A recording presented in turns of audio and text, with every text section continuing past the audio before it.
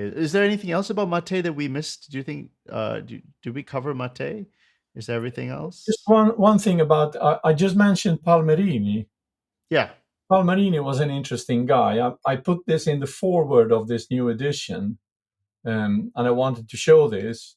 So Palmerini, he gives a little instruction in his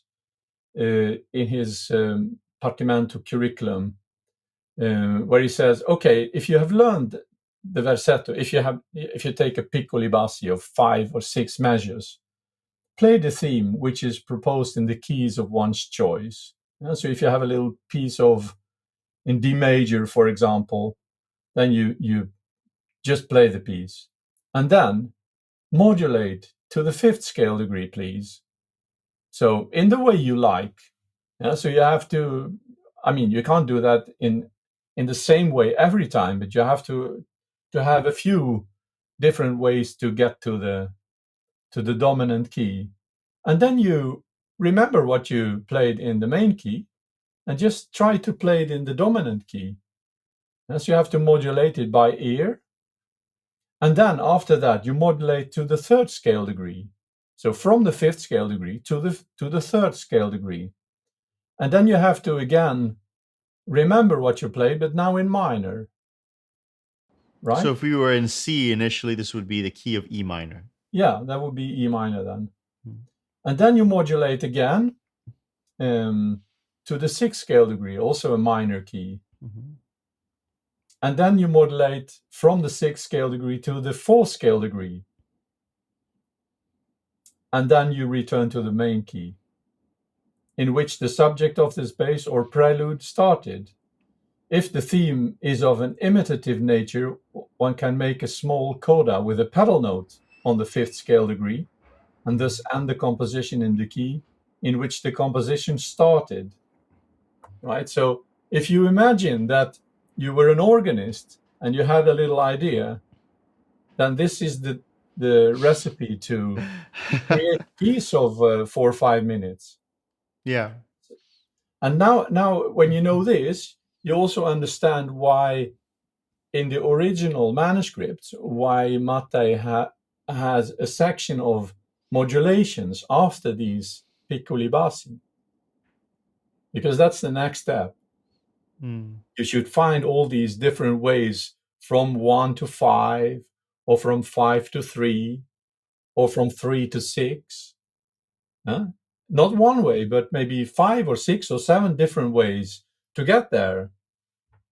And then you can start experimenting with a little versetto, and then you try to create your own modulations instead of following a partimento all the time. So it's like kind of reconstructing the compositional process that you find in the ripieni.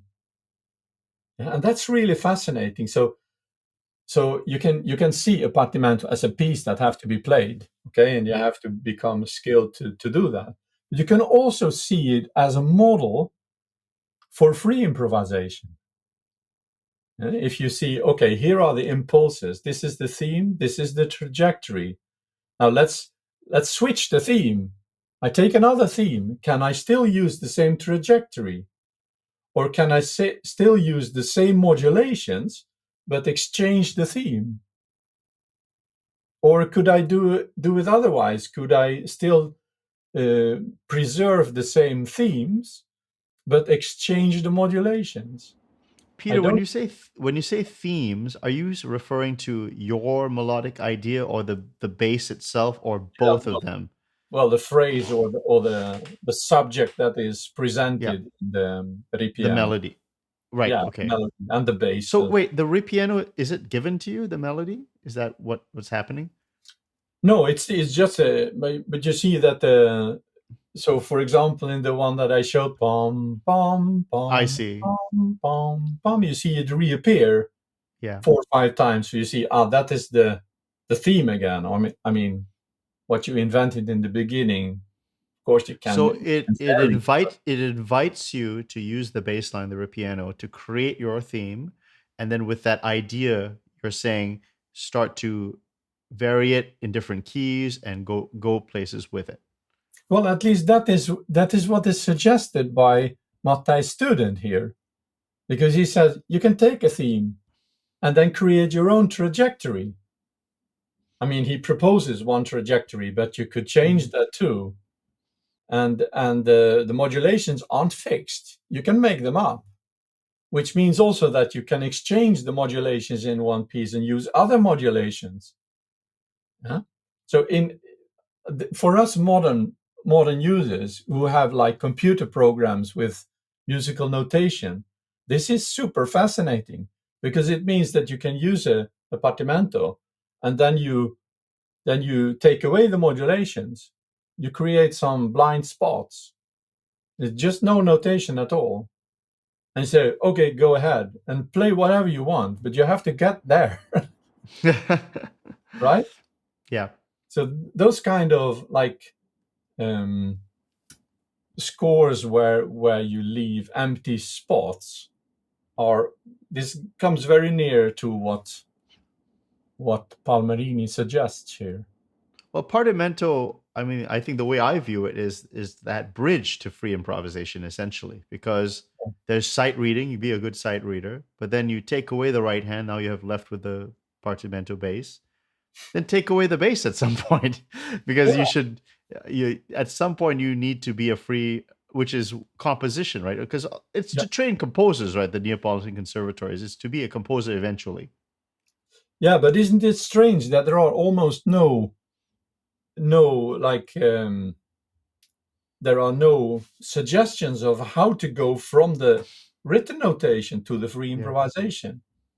I mean, this is one of the very few instances that I found someone talk about this, that you can actually get away from the musical notation. But it seems to be a topic that maybe they talked about, but they didn't write about it.